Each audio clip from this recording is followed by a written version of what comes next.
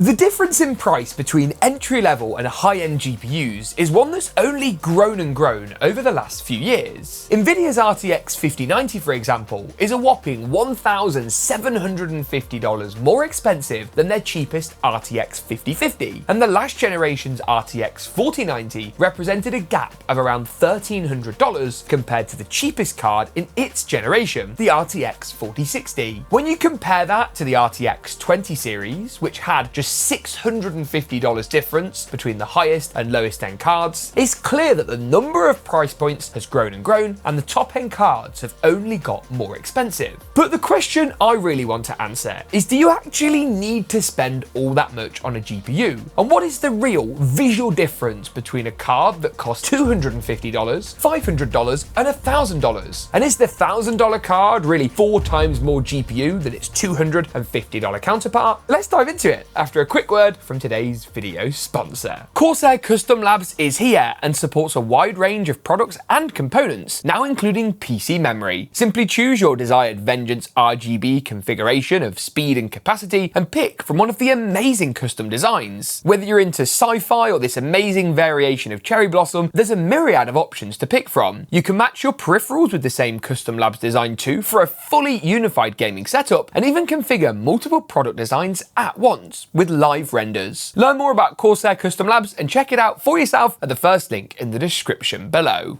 Now for the cards in this test, I've opted to choose the RTX 5050 to represent the $250 price point. Now the reason I've selected the RTX 5050 is that it's currently the only $250 MSRP GPU around, and while the 8GB RX 9060 XT currently clocks in for a competitive $270 or $280, that will break the budget. The RTX 5080 has been selected because of its $1,000 MSRP and lack of any AMD option at this price point, while finally I picked the RTX 5070 and RX 9070 to represent the $500 mark to provide some comparison between AMD and Nvidia, and because they both land in at $549. Now while this is slightly over the $500 mark, there is no other card with a $499 or $500 MSRP, and the next closest option, the 5060 Ti, is actually closer to $400 than $500. Essentially, I've tried to pick 4 cards that best represent these 3 prices, at least as best I can. Now with the options selected, it was time to test these cards against each other and see how much advantage is really provided by spending the extra cash. And the results?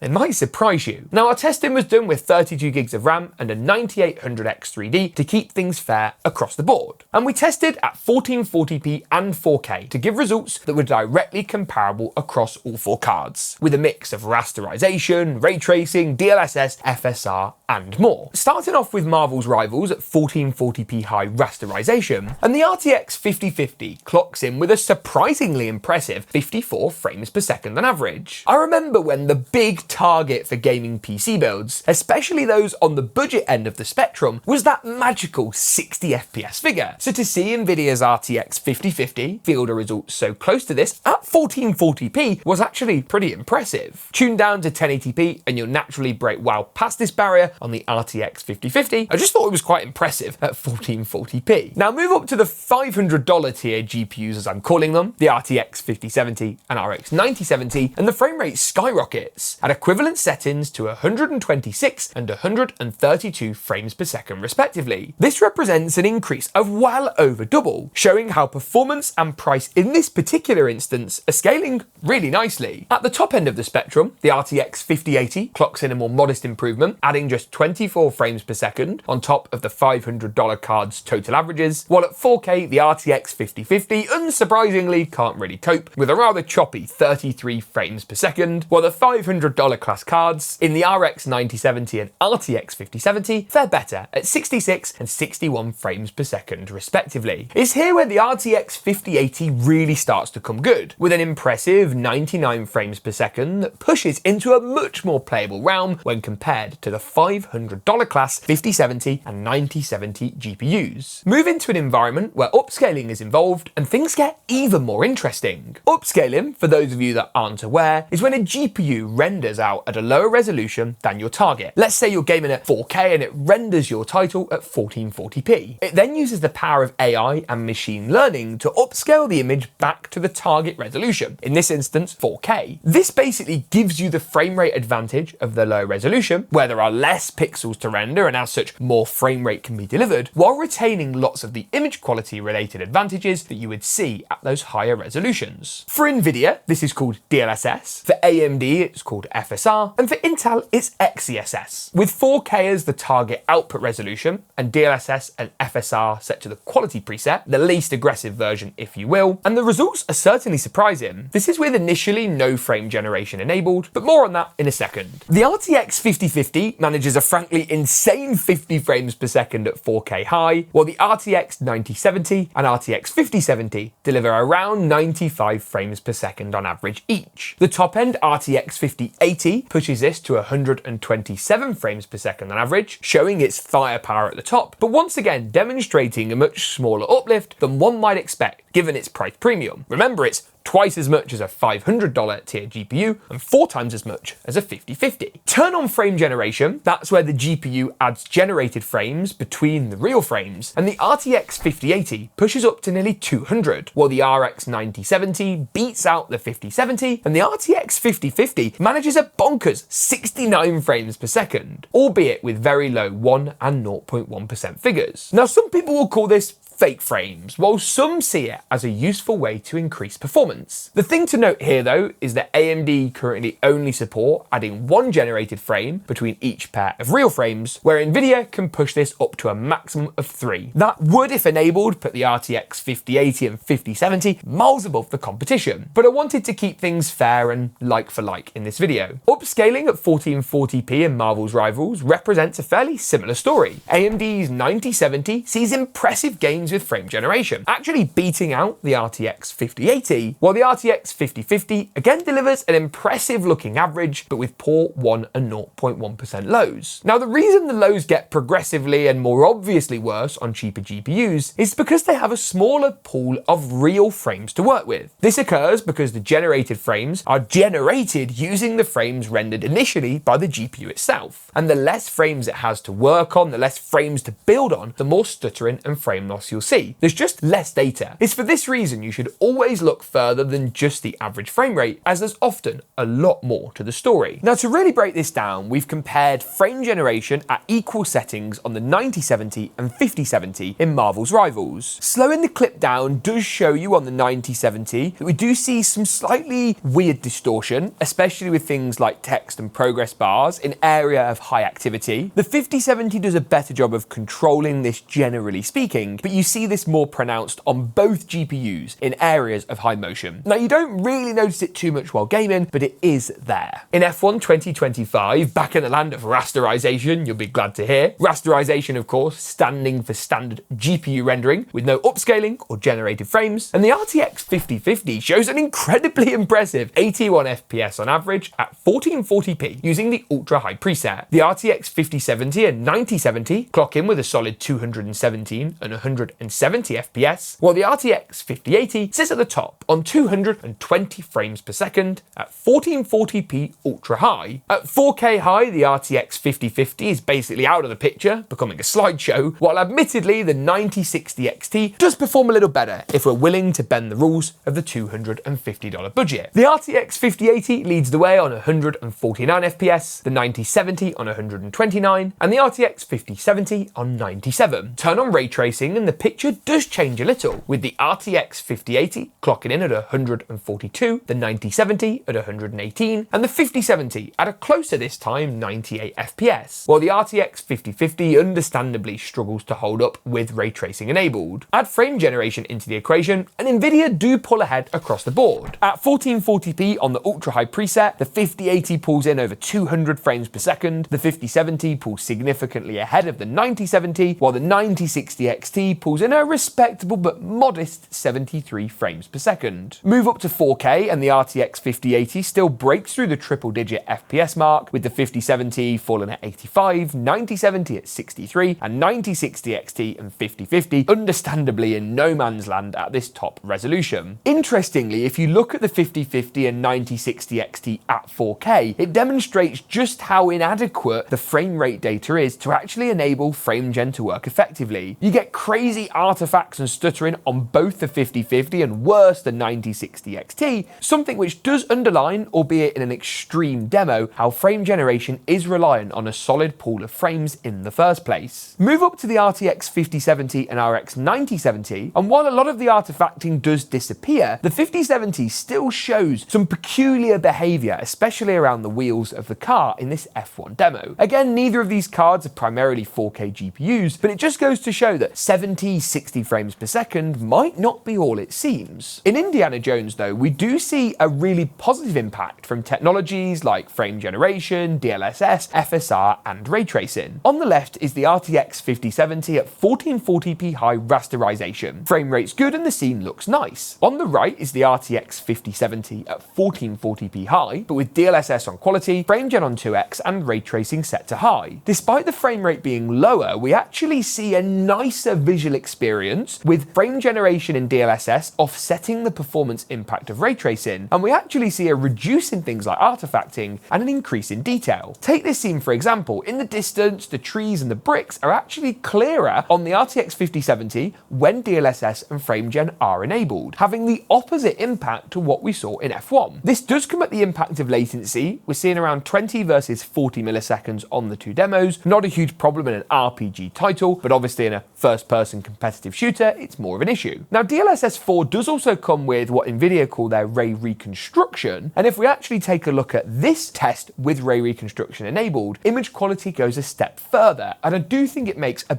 big difference in improving the way the game looks. There really is a lot to unpack here, and it can be quite complicated. Comparing AMD's RX 9070 with the 5070 does show AMD are catching up with their visual fidelity and image quality looking good, but the frame rate on the 9070 is lower despite the card being slightly faster at rasterization than the 5070. Moving through into Battlefield to round off this sort of mini section of ray tracing and frame generation testing, and we can see the 5070 does deliver a much higher frame rate than the 9070, showing Nvidia's advantage here with frame generation enabled. Again, for those of you concerned about frame generation, artifacting, how it actually delivers in terms of the visual gaming experience, what we've done here is we've actually filmed at 120 frames per second the gameplay and slowed it down. Starting with AMD first, and we do see some fairly significant motion blur effects at the bottom of the image, but it's not motion blur in the way you would really want it. It feels a little bit jagged, not particularly smooth. If we switch over to the Nvidia test, beginning at 100% speed and then slowing it right down to 10%, we get a similar effect. It is less pronounced. I think the outcome is slightly better than AMD, but it's still not perfect. Now, to be clear, we are watching this at the equivalent of 12 frames per second, so you're never going to see a completely smooth image, even though, of course, the raw original gameplay is 200 frames per second, give or take, but it does show you the kind of impact this has,